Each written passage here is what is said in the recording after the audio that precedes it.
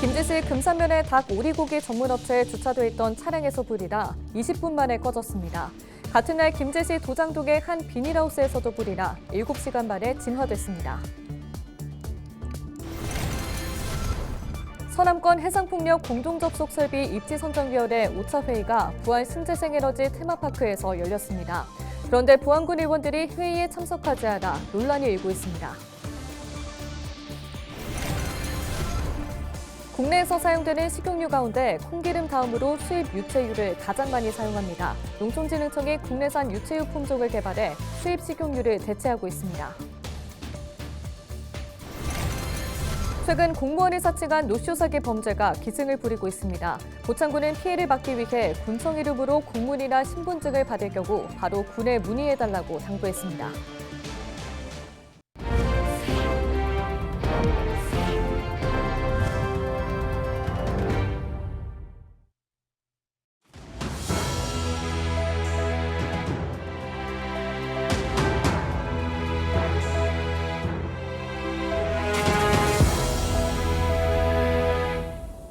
시청자 여러분 안녕하십니까? 헬로티비 뉴스입니다.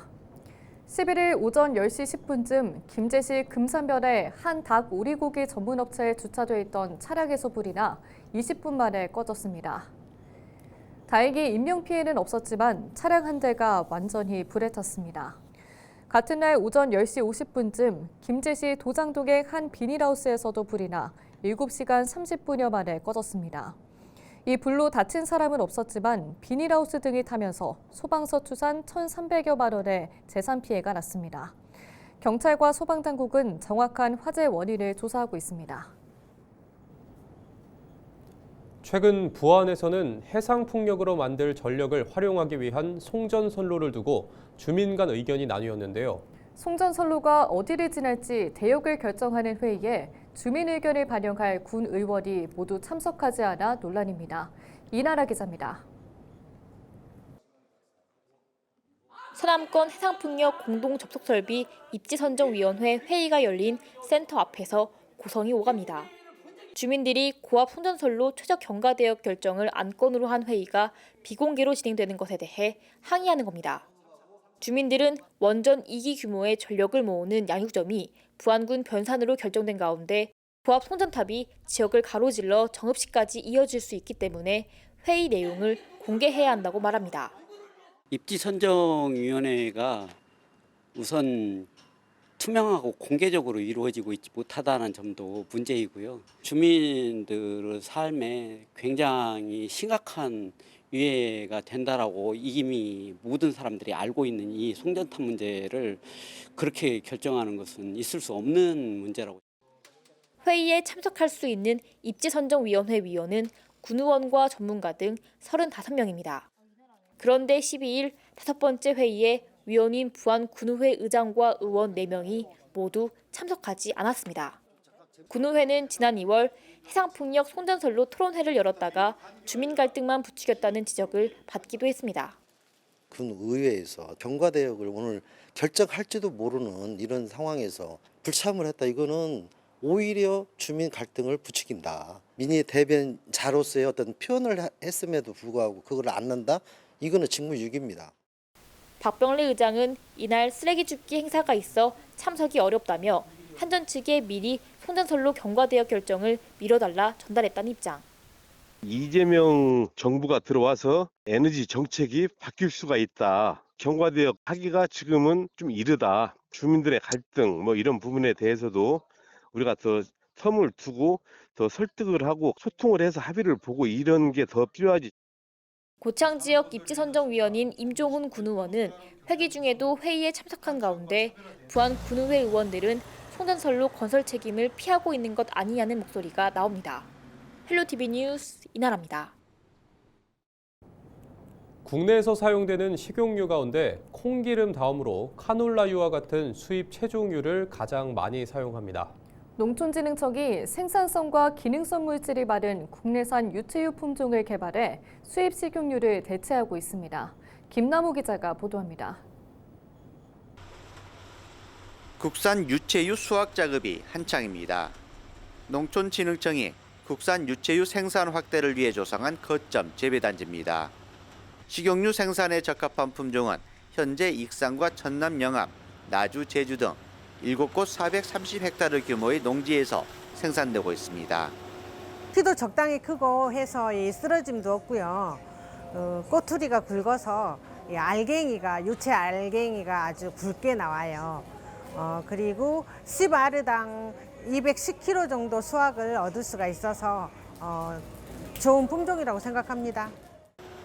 국산 유채유에는 식물성 스테롤과 같은 기능성 물질이 많이 함유된 것으로 확인됐습니다. 또 올레산으로 불리는 오메가9의 함량은 올리브유와 비슷한 수준인 것으로 파악됐습니다.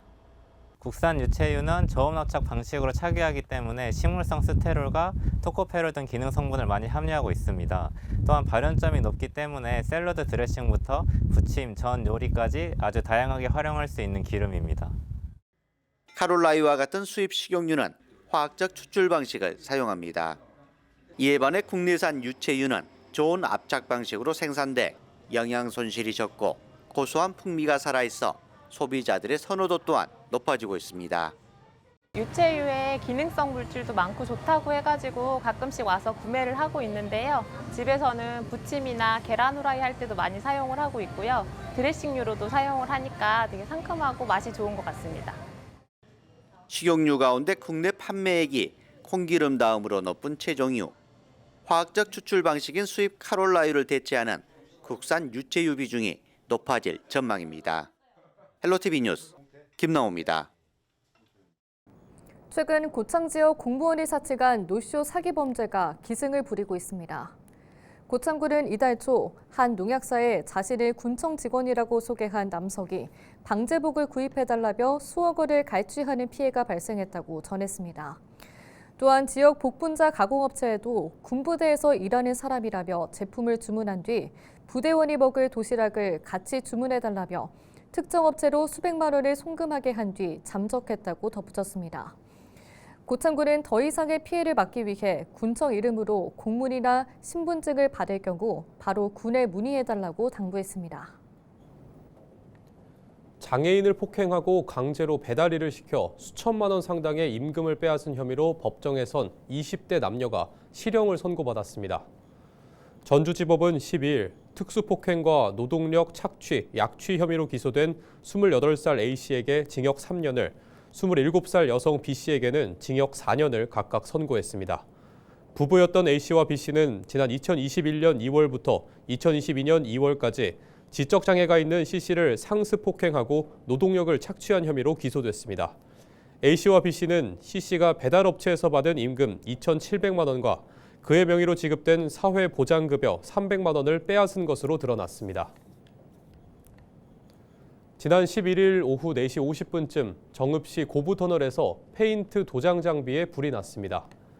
이 불로 40대 작업자가 온몸에 2도 화상을 입어 병원으로 이송됐습니다. 또한 도장기 한 대가 타고 발전기가 그을려 소방서 추산 80만 원의 재산 피해가 났습니다. 불은 당시 현장에 있던 작업자들이 진화했으며 소방당국은 정확한 화재 원인을 조사하고 있습니다.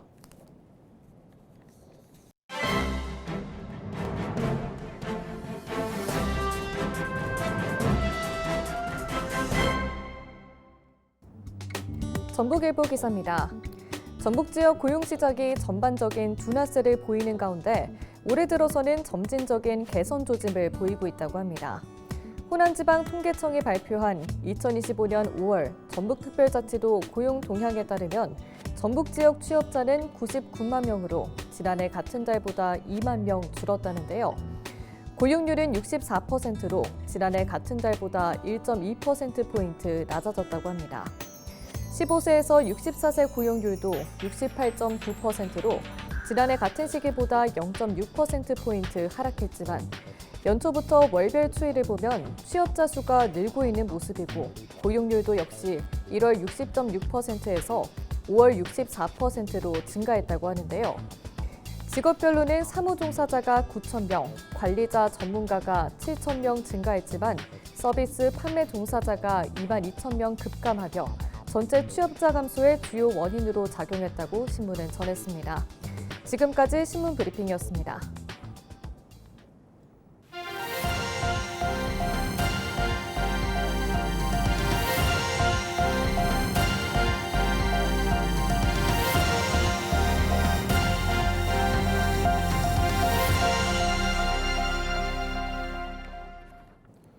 정읍시는 12일 정읍실내체육관에서 취업 박람회를 열었습니다.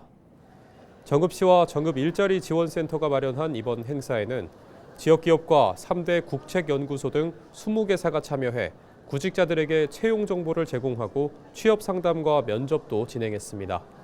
행사 현장에서 구직 등록을 하고 면접에 참여한 사람에게는 면접비도 지원될 예정입니다.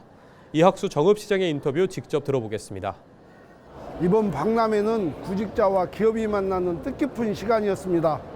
앞으로도 현장의 수요를 반영한 일자리 지원을 통해서 지속 가능한 고용 환경을 만들어 가겠습니다. 한편 박람회에 앞서 일자리 지원센터는 안정적인 일자리 마련을 위해 9개 기업 기관과 업무 협약을 맺었습니다. 김제시는 내년 하반기 새만금 신항 개항을 앞두고 이를 대비하고 정부 정책에 효과적으로 대응하기 위해 지난 9일 신항만발전위원회의를 열었다고 밝혔습니다. 이날 회의에는 항만 분야 해운 물류 전문가들이 참석해 최근 해양수산부 중앙항만정책심의회에서 새만금 신항이 국가관리 무역항으로 지정된 내용을 공유했습니다. 또한 항만을 조기에 활성화하고 경쟁력을 높일 방안, 그리고 김제시와의 연계 전략 등을 깊이 논의했습니다.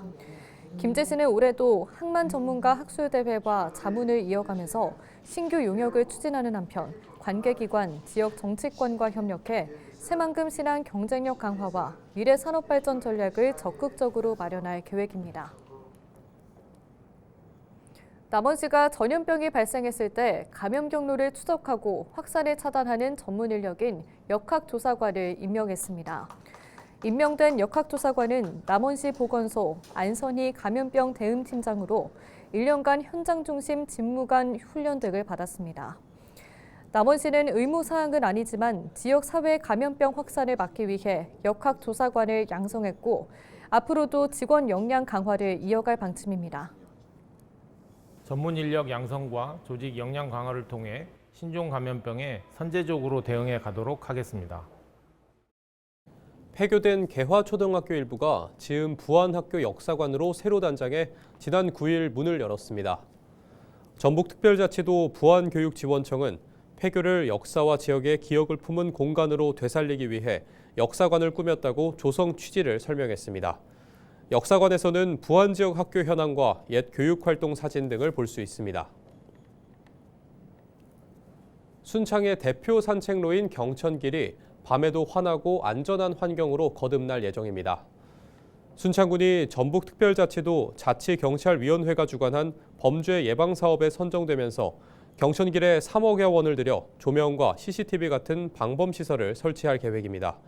경천길은 밤의 이용률이 높지만 어두운 환경 때문에 범죄에 취약하다는 지적이 나온 바 있습니다. 김제시립도서관이 부모와 함께하는 북스타트 책놀이 프로그램 1기를 오는 7월 17일까지 운영합니다. 이 프로그램은 전문 강사와 함께 책을 읽고 놀이를 하면서 아이들이 자연스럽게 책과 친숙해질 수 있도록 꾸며졌습니다. 이번 교육은 이달 26일부터 7월 17일까지 매주 목요일 총 4번 진행되며 13개월부터 26개월까지 영유아와 보호자 10개 가족이 참여할 수 있습니다. 참여 신청은 오는 16일부터 김제시립도서관 누리집에서 선착순으로 진행됩니다. 남원시가 아동학대 전담 의료기관인 새싹지킴이 병원을 추가로 지정했습니다. 이번에 지정된 곳은 미래연합 의원과 전북 완주군에 있는 전북특별자치도 마음사랑병원으로 아동보호를 위한 신고나 검사, 치료 등을 하게 됩니다. 이에 따라 남원 지역 아동학대 전담 의료기관은 남원 의료원을 포함해 2곳으로 확대됐습니다.